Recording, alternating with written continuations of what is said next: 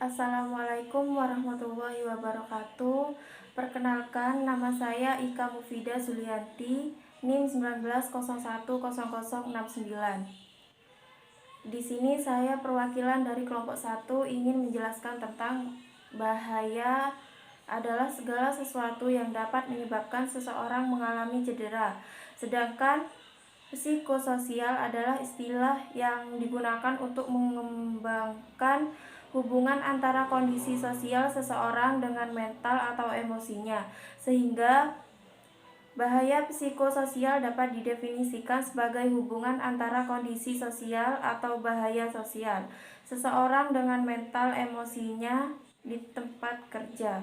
Bahaya psikososial didefinisikan oleh International Labour Organization mengacu pada interaksi antara dan di antara lingkungan kerja, isi kerja, kondisi organisasi, dan kapasitas kerja. Kebutuhan budaya, pertimbangan ekstra pekerja. Sekian dari saya dan akan dilanjutkan oleh rekan saya. Resiko psikososial berjalan seiring dengan pengalaman stres terkait pekerjaan. Stres yang berhubungan dengan pekerjaan adalah yang mungkin dimiliki orang dengan tuntutan pekerjaan yang tidak sesuai dengan pengetahuan dan kemampuan mereka, serta menentang kemampuan mereka untuk bekerja. Potensi bahaya psikososial di tempat kerja itu ada dua. Yang pertama, isi pekerjaan atau job, contohnya kurangnya variasi atau pendeknya siklus kerja, pekerjaan yang lebih tinggi dibandingkan dengan tugas yang diberikan kepadanya, serta ketidakpastian status pekerjaan dan pekerjaan yang secara rutin berinteraksi dengan berbagai karakter manusia. Yang kedua yaitu beban kerja atau kecepatan kerja. Contohnya, beban kerja berlebih atau kurang kecepatan mesin, serta terus-menerus dengan waktu yang singkat.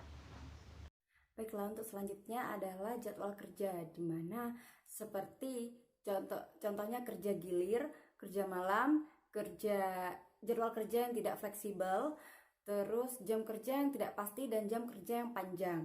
Dan yang keempat adalah pengawasan, yaitu kontrol, di mana partisipasi rendah dalam pengambilan keputusan dan tidak ada pengendalian terhadap beban kerja dan kecepatan kerja dan lain-lainnya.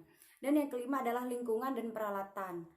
Contohnya adalah kesediaan peralatan yang tidak memadai, peralatan yang kurang cocok, atau pemeliharaan peralatan yang tidak memadai, keadaan lingkungan kerja yang penuh sesak, pencahayaan yang buruk, serta bising yang berlebihan. Dan yang keenam adalah budaya dan fungsi organisasi. Contohnya adalah komunikasi yang buruk, terus kurangnya dukungan untuk memecah masalah dan pengembangan diri. Antara pribadi di tempat kerja, contohnya isolasi sosial atau fisik, hubungan yang buruk dengan atasan, konflik antar pribadi, kurangnya dukungan sosial, bullying, dan penceletehan. Selanjutnya, peran dalam organisasi, contohnya ketidakjelasan peran, role ambiguity, konflik peran, role konflik, dan adanya tanggung jawab terhadap orang-orang, responsibility for people. Pengembangan karir, contohnya yang tidak jelas dan mendek, kurang promosi atau promosi berlebihan, bayaran yang buruk, ketidakamanan pekerjaan, job insecurity. Risiko psikososial dapat dipengaruhi oleh dua faktor, yaitu tuntutan aktual pekerjaan mereka, termasuk pengaruh lingkungan kerja sosial dan ketersediaan atau kekurangan sumber daya untuk menangani tuntutan ini dengan sukses. Sumber daya dapat membantu orang menemukan solusi untuk masalah kerja dan juga membantu memenuhi kebutuhan psikologis individu yang menimbulkan kepuasan kerja dan kesejahteraan seperti rasa prestasi dan penghargaan.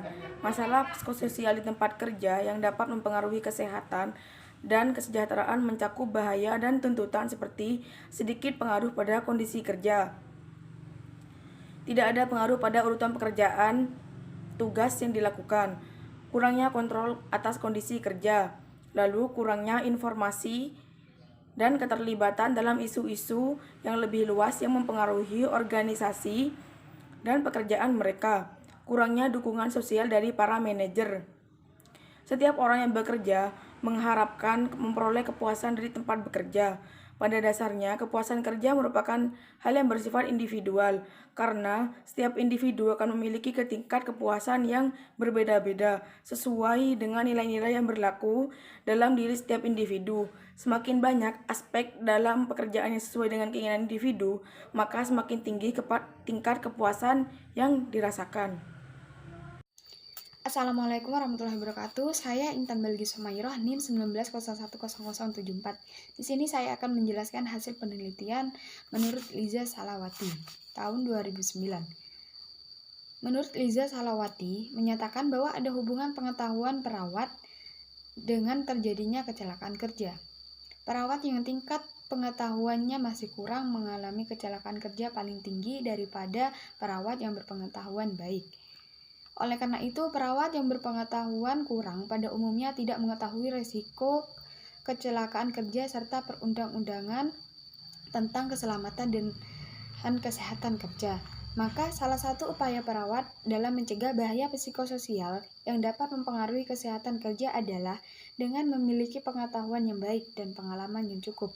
Selain itu, keterampilan juga diperlukan oleh perawat, karena orang yang berilmu belum tentu memiliki keterampilan bekerja, dan seorang perawat harus memiliki keterampilan menyuntik pasien, merawat luka, dan sebagainya. Ketika tidak terampil, maka akan memiliki resiko dalam bekerja dan berbagai masalah akan muncul sehingga menimbulkan stres kerja. Kemudian, perawat harus memiliki perasaan yang baik ataupun positif terhadap diri sendiri dan orang lain, dan merasa nyaman berada di sekitar orang lain, mampu mengendalikan ketegangan dan memiliki rasa bersyukur. Dan yang terakhir ada penutup. Bahaya adalah segala sesuatu yang dapat menyebabkan seseorang mengalami cedera.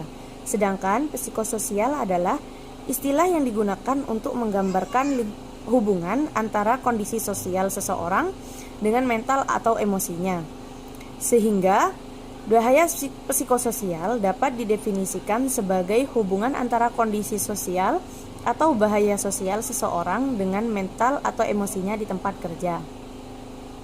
Bahaya psikososial di rumah sakit akan mempengaruhi kesehatan kerja perawat dan tenaga kesehatan lainnya, karena dapat menurunkan derajat kesehatan fisik, mental, dan sosial mereka.